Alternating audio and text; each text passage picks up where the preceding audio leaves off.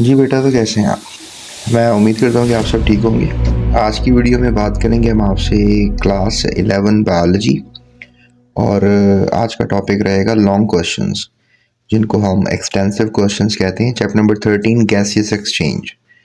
इसमें जो major scientist contributor रहे जिनमें लिवॉयर, कॉशलैंड, विलियम कॉहने, फिर DG Mulder and Calvin cycle का तो पता ही होगा आपको, मेल्विन केल्विन।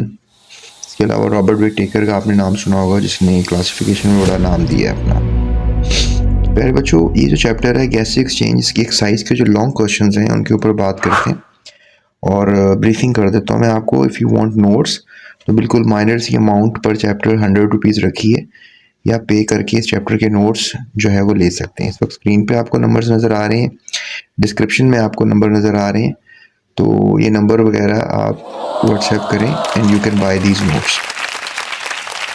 पहला क्वेश्चन जो किया जा रहा है कि एयर जो है वो एक बेटर चीज़ है कंपैरेटिव विद द वाटर। इसमें जो सांस लेना होता है तो डेफिनेटली आप हवा में अच्छा सांस लेते हैं, जबकि पानी में अच्छा सांस नहीं ले पाते। तो इसकी पीछे क्या वजूहत हैं? तो सबसे पहले तो बात है कि पानी में कंसंट्रेशन जो है ऑक्सीजन की बड़ी कम होती है, जबकि हवा में कंसंट्रेशन जो है वो 21% तक होती है। So that makes an idea कि आप हवा में अच्छा सांस ले सकते हैं, कोई भी जानदार हो, comparative with the water. Or if you talk about fishes, तो definitely they have gills, a specialized organ जो कि यूज़ होता है for the sake of gaseous exchange। तो इसलिए हम कह लें कि उनके पास तो गिल्स होते हैं, तो हमारे पास नहीं है, लेकिन हम हवा में ही एक अच्छा क्वांटिटी ऑफ ब्रीथ कर सकते हैं। और लोअर डेंसिटी विस्कोसिटी एक वजह है ब्रीथिंग एफिशिएंसी को लेकर।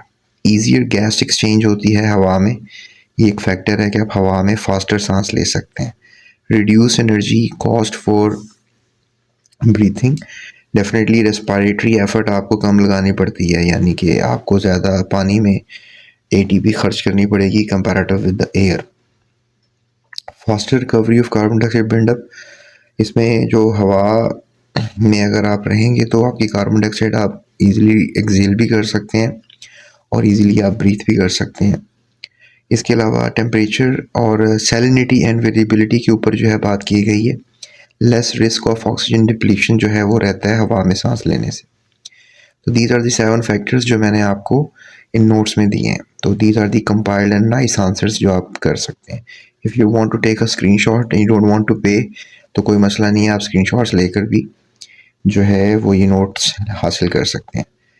फोटो रेस्पिरेशन और उसके कॉन्सिक्वेंसेस बताएं। फोटो रेस्पिरेशन क्या होती है और इसके क्या नताइज आपको मिलते हैं। फोटो रेस्पिरेशन जो है ये कैसे कह लें कि एक अमल है जिसमें आप कह सकते हैं कि मेटाबॉलिक पौधे होते हैं, उनके अंदर एक एंजाइम होता है rubisco, that is ribulose 1,5 bisphosphate carboxylase, जिसको हम ऑक्सीजनेज भी कहते हैं।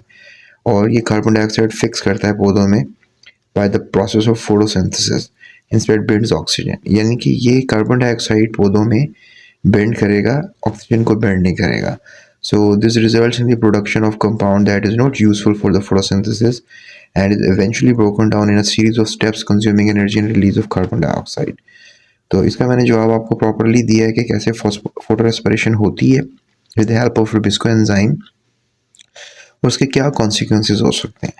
इसमें फोटो सिंथेटिक एफिशिएंसी सबसे पहले बताई गई है, फिर एनर्जी एंड कार्बन लॉस के बारे में बताया गया, इम्पैक्ट ऑफ प्लांट ग्रोथ के बारे में जो है वो इन्फॉर्मेशन दी गई है, और at the end water loss के बारे में भी बताया गया। फिर कंडीशंस क्या होती हैं, conditions for the favouring photo respiration. तो हाई टेम्परेचर्स में ऐसा होता है, पौधे करते हैं, और कार्बन डाइऑक्साइड की जब कंसनट्रेशन लो होती है तब पौधे ऐसा करते हैं। कौन से पौधे फोटो रेस्पिरेशन करते हैं? और C4 प्लांट्स और कैंप फोटोसिंथेसिस जो है वो की जाती है। कैंप फोटोसिंथेसिस आपको नज़र आएगी ऐसे पौधों में जो कि कैक्टाई जैसे पौधे हैं, सक्यूलेंट्स जैसे पौधे हैं। उसके बाद क्वेश्चन किया गया आपसे लॉन्ग में कि ब्रीफली डिस्क्राइब करें the property of respiratory surfaces in cockroach. Cockroach में कौन कौन सी रेस्पिरेटरी सर्फेसेस का इस्तेमाल किया जाता है ताकि आप रेस्पिरेशन कर सकें। तो स्टूडेंट्स, आप ट्रीकल सिस्टम पढ़ा होगा आपने कॉकरोच का, उसके थ्रू आप कर सकते हैं, कॉकरोचेस रेस्पिरेशन करते हैं। स्पाइरकल्स होते हैं उनकी बॉडी में, ख़ास किस्म के हिस्से होते हैं, इसके अलावा thin and most extensive surfaces आपको नज़र आएंगी। उसके बाद direct exchange with the cells भी होता है। और ये थिन एक्सचेंज सर्फेसिस में मैं आपको ये बताना चाहूँगा कि आप ट्रिक्यूल्स की मैं बात कर रहा हूँ, ठीक है। मतलब 3 major parts are there. 3 major parts में आप ये कह सकते हैं, the tracheal system, spiracles and the tracheoles. उसके बाद उनके कुछ सर्कमस्टांसेस डेफिनेटली पूछे गए तो वो लिखे हुए हैं कि अडेप्टेशन और एफिशिएंट गैस एक्सचेंज के लिए ये चिटिनस एक्सोस्केलेटन भी काम आ जाता है, क्योंकि जितने भी इंसेक्ट्स होते हैं उनका जो आउटर स्केलेटन होता है, एक्सोस्केलेटन होता है, उनका एंडो नहीं होता, आपको पता है, एक्सोस्केलेटन होता है, तो इट इज़ चाइटिनस, यानी चाइटन एक कार्बोहाइड्रेट उसका बना हुआ है। उसके बाद we have the fourth question कि रेस्पिरेशन जो परिंदों में होती है वो बड़ी एफिशिएंट है और इसको एलैबोरेट करना है आपने। उसके पीछे वजह है अनडायरेक्शनल एयर फ्लो, ठीक है, एयर सैक का उनकी बॉडी के अंदर मौजूद होना और एफिशिएंट गैसेस एक्सचेंज करना। इसमें वो पैराब्रोंकाई का इस्तेमाल करते हैं, क्रॉस करंट एक्सचेंज का मैकेनिज्म उनकी बॉडी में मौजूद है। फिर कंटिन्यूस फ्लो फ्रेश एयर जो है एक रीज़न है कि वो उड़ते हुए भी बड़ी अच्छी जो है वो सांस ले पाते हैं। और आपने देखा होगा कि हम भागें तो हमसे सांस नहीं लिया जाता, सांस फूल जाता है, लेकिन पौधों में परिंदों में जो है ये मैकेनिज्म बड़ा एफिशिएंटली काम करता है कि वो फ्लाइट के दौरान भी बड़ा इजीली ब्रीथ कर रहे होते हैं। और डेफिनेटली ऑक्सीजन ज़्यादा ही चाहिए होता है उनको ड्यूरिंग फ्लाइट, तो उसमें हाई मेटाबॉलिक रेट हो जाता है उनका, लेकिन उसके लिए भी उनकी बॉडी इस चीज़ के लिए बनी हुई है। Efficient removal of carbon dioxide वो करते हैं ताकि बॉडी जो है वो एक्स्ट्रा कार्बन डाइऑक्साइड से जो है वो एक बच जाए, एक्सेल कर दें। अडेप्टेशंस फॉर ऑक्सीजन यूटिलाइजेशन उनके अंदर बड़ी स्ट्रॉन्ग है।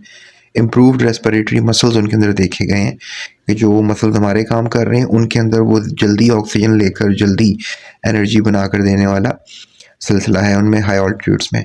और इस क्वेश्चन की मैंने फिर समरी भी आपको दी है। उसके बाद क्वेश्चन किया जाता है पांचवा, discuss the mechanical aspects of breathing in man, कि अब ह्यूमंस की तरफ आ जाएं और बताएं कि ब्रीदिंग का मैकेनिज्म कैसे होता है।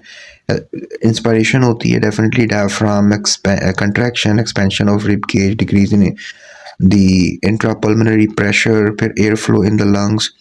इसके अलावा एक्सलेशन होती है and we have the alternate process, और ये डायग्राम इस बात को प्रॉपर्ली डिपिक्ट कर रही है। फिर उसके बाद फोर्स एक्सपायरेशन की बातें की जा रही हैं कि फोर्स एक्सपायरेशन भी कभी कभी होती है, जिसमें हम कॉन्ट्रैक्शन ऑफ एब्डोमिनल मसल्स को देखते हैं, इंटरनल इंटरकोस्टल मसल्स की हम वर्किंग को देखते हैं। उसके बाद रोल ऑफ प्रेशर ग्रेडियंट्स के ऊपर बात की गई है कि जो प्रेशर ग्रेडियंट्स हमारी बॉडी में हैं between lungs and the atmosphere वो कैसे काम करते हैं इनहेलेशन और एक्सहेलेशन के दौरान। फिर लंग कंप्लायंस और इलास्टिसिटी के ऊपर बात की गई है, और ये भी एक इम्पॉर्टेंट बात है जो आपको लाजमी लिखनी चाहिए। उसके बाद कंट्रोल ऑफ ब्रीदिंग के बारे में बात की गई है, जिसके बारे में आपको लाजमी पता होना चाहिए, जो मैंने आपको लिख के दिया है, कि जिसमें मैकेनो रिसेप्टर्स हैं, कीमो रिसेप्टर्स हैं, और मेड्यूला ऑब्लोंगेटा और पोन्स ब्रेन भी जो है इस चीज़ को कर रहा होता है। जब ज़रा सा भागते हैं तो फ़ौरन ही आपका ब्रेन एक्टिव होता है और आपके जो मसल्स होते हैं, स्पेशली जो रिब मसल्स, उनको जल्दी से सांस लेने पर वर्किंग पे ले आता है। कीमो रिसेप्टर्स, मैकेनो रिसेप्टर्स काम करते हैं। और इस बात की समरी मैंने दे दी है कि जो एक मैकेनिकल एस्पेक्ट है ब्रीदिंग का ह्यूमंस में, उसमें कोऑर्डिनेशन आपके डायफ्राम और ब्रेन के दरमियान है, इंटरकोस्टल मसल्स के दरमियान है, एब्डोमिनल मसल्स के दरमियान है, रेस्पिरेटरी पैसेजवे के दरमियान है। So the process driven by the pressure differences between the lungs and the atmosphere की ऊपर कहानी है सारी, कि जो प्रेशर का डिफरेंस होता है ना आपके लंग्स में, याद रखो प्रेशर कभी कम हो जाता है तो हवा अंदर जाती है, जब लंग्स में प्रेशर ज़्यादा हो जाता है तो हवा बाहर आती है। That is the basic mechanism of inspiration and expiration. The story is not over, इसमें हम बात कर सकते हैं अब, right a detail note on the respiratory pigments, कि रेस्पिरेटरी पिगमेंट्स कौन कौन से होते हैं। उसमें हीमोग्लोबिन, मायोग्लोबिन, हीमोसायनिन, ये बड़ी मिसालें हैं जो आपको याद रखनी चाहिए। मुख्तलिफ आपको पता है कि होते हैं पिगमेंट्स। हीमोग्लोबिन, हीमोसायनिन पढ़े आपने। बिंडिंग ऑक्सीजन के बारे में बताया गया, कैसे ये काम करते हैं, ऑक्सीजन को बिंड कैसे करते हैं अपने साथ, इनके पास एफिनिटी कैसे है ऑक्सीजन को लेकर, जिनमें बोहर्स इफेक्ट और हेडलर इफेक्ट आप आगे जाके पढ़ेंगे बड़ी क्लासों में। फिर रेस्पिरेटरी पिगमेंट्स, डेफिनेटली यही एक बेसिक क्वेश्चन था कि कैसे काम करते हैं, कौन कौन से होते हैं। तो हीमोग्लोबिन के ऊपर बात की गई है, मायोग्लोबिन के ऊपर बात की गई है, फिर हीमोसायनिन पे मैंने बात की है आपसे, फिर क्लोरोक्यूरिन के ऊपर बात की है, हीमोरिथ्रिन या हीमरिथ्रिन के ऊपर बात की है मैंने।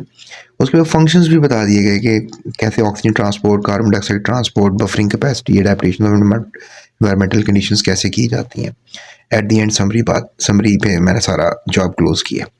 फिर 7वें सवाल में जो है वो बात की गई है कि air passage way in sequence of nostrils and alveoli describe the structures of alveolus in detail. ये बड़ा इंपॉर्टेंट क्वेश्चन है। ये जो एयर पैसेज वे है आपकी पूरी बॉडी में कैसे चल पाता है। फिर nostrils, nasal cavity, pharynx, larynx, trachea, wind pipe, मतलब सब चीज़ें जो मतलब इस डायग्राम से आप सोच सकते हैं कि कैसे नेजल कैविटी से होते हुए एल्वियोलाई तक जो है हवा जाती है वो कैसे जाती है। तो this diagram depicts the story. फिर नॉट ओनली दिस, हमने फिर एल्वियोलस के स्ट्रक्चर को भी डिटेल में डिस्कस करना है कि उसमें निमेटोसाइट्स होते हैं टाइप 1 टाइप 2 के, और उसके बाद एल्वियोलर पोल्स होते हैं, उसमें पोर्स मौजूद हैं जिनको हम कोहन भी कहते हैं या पोर्स ऑफ कोहन कहते हैं, और उसके बाद सराउंडिंग कैपिलरीज मौजूद रहती हैं, इलास्टिक फाइबर्स होते हैं, एल्वियोलर मैक्रोफेजेस मौजूद होते हैं, बेसमेंट मेम्ब्रेन होती है। और ये डायग्राम इस बात को प्रॉपर्ली डिपिक्ट करती है इसका आंसर प्रिसाइज करने में।